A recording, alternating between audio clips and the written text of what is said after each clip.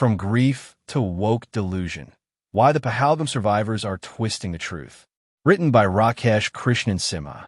In the aftermath of the Pahalgam massacre, grief has taken many forms. But as families mourn, an insidious narrative is emerging that seeks to soften the religious motives behind the killing of 26 Hindu tourists.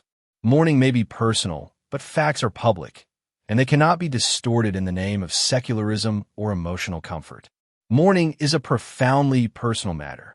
You have the right to grieve in silence, cry in public, or not shed a tear. Trauma affects people differently, and no one can dictate how someone should process the horror of losing a loved one.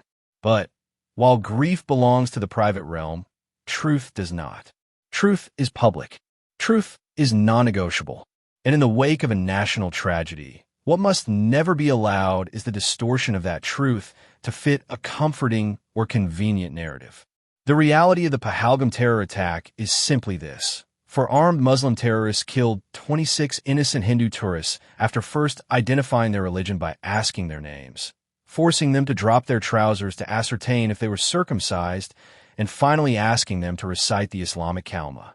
Only after confirming that their victims were non-Muslim did they open fire. This was not a random shooting. It was not, as the intellectually dishonest leftists like to claim, the act of misguided youth caught in a cycle of poverty. It was a cold, calculated, religiously motivated terrorist attack. Religion wasn't an incidental detail. It was the central filter by which life or death was decided. Narrative distortion. In the emotional aftermath of the Pahalgam tragedy, it's natural for survivors to seek meaning and grasp a narrative that helps them cope. But some have gone a step further, or perhaps been nudged into doing so, by suggesting that this attack had nothing to do with religion. That the men behind it were just lost boys, tricked or brainwashed, the sons of poor schoolmasters caught up in a broader political web. This is not only inaccurate, it is a lie, and it is dangerous. Such portrayals attempt to humanize the killers while softening the ideological hate that fueled their actions. They deflect attention from the belief system that justifies murder based on religious identity. In doing so, they confuse the public, mislead policy responses, and dishonor the memory of the victims. Grief cannot be allowed to be used to gaslight a nation. Selective mourning. But gaslighting is precisely what some of the survivors are doing, either intentionally or inadvertently. Kochi native Earthy R. Menon, whose 65-year-old father, N. Ramachandran, was gunned down by the militants, said that amidst the tragedy, two local Muslim men, including her driver, helped her by taking her to the mortuary. They took care of me like a sister, she said. And as she left Srinagar, Menon said, I have two brothers in Kashmir now. May Allah protect you both. Really? How can the loss of your father be compensated by the gain of two so-called brothers? With her flippant words, Menon trivialized her own tragedy. Couldn't she wait to reach her hometown 3,000 kilometers away in Kerala and let her loss sink in? Couldn't she wait until after his funeral to preach secularism?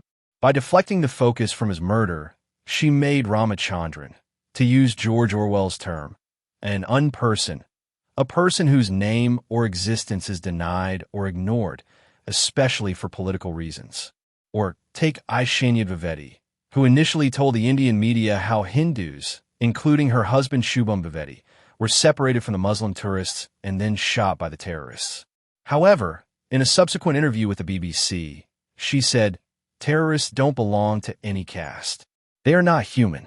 So why are we talking about whether they are Hindu or Muslim? Did BBC somehow influence her view? The most curious case is that of Indian Navy Lieutenant Vinay Narwal's widow, Himanshi. She became the face of the tragedy when a photograph of her sitting forlorn by the side of her dead husband went viral across social media. Just minutes after the terrorists shot her husband, she said in a quivering voice, "They said you are not Muslim," and shot him dead. At that moment, she made no effort to deny that Pahalgam was a targeted attack on Hindus. But later, in a series of interviews with the media, she tried to play down the killings, insisting that there should be no hatred toward Kashmiris or Muslims. Again, this article does not hold all Kashmiri Muslims responsible for the attack. but as an attempt to find out why, in the midst of her tragedy, Himanshi put secularism above justice for her husband. Indeed, only when prompted by reporters did she say that she also wanted justice, almost as an afterthought. Even worse, at her husband's funeral, she seemed to behave like it was a celebration, smiling at visitors and peering into her mobile phone. A scan of Himanshi's social media accounts offered a peek in her mindset. She is a product of Jawaharlal Nehru University, the den of anti-Hindu activities, and where communists and other anti-national characters set the narrative. She seemed obsessed with Kashmiri Muslim men, Muslim culture, and Muslim food.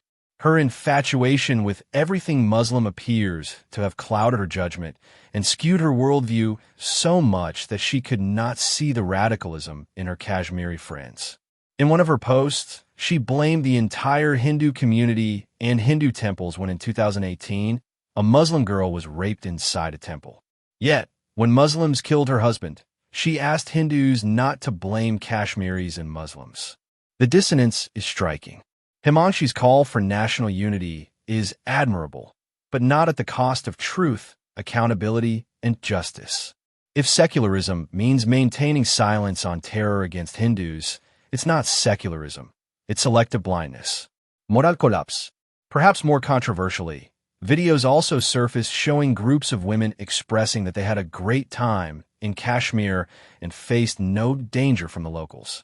One such video appeared to be filmed by hotel staff, possibly after tour operators issued refunds, capturing tourists expressing satisfaction with their stay.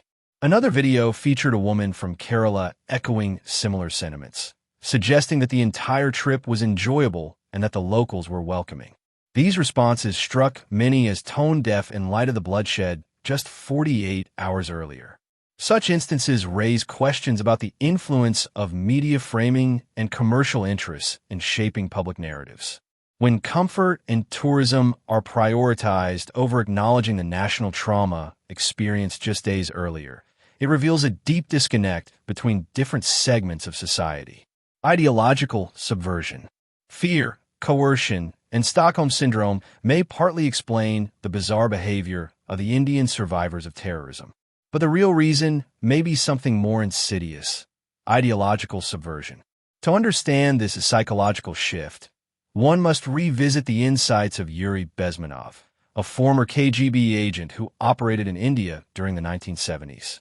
Bezmenov defected to the West and revealed the Soviet Union strategies of psychological warfare, particularly ideological subversion, a method of slowly and systematically undermining a nation's cultural and moral values. Bezmenov explained that ideological subversion aims to erode a country's social fabric over generations. It is not about immediate conquest, but changing how people think, interpret, and react to reality. Over time, victims of this subversion begin to sympathize with narratives that weaken their own identity, even when confronted with hard evidence or personal tragedy. In India, this process had already begun long before the Soviets. The Macaulay education policy of 1835, introduced by the British, was a conscious effort to produce a class of Indians more loyal to British thought than their own heritage.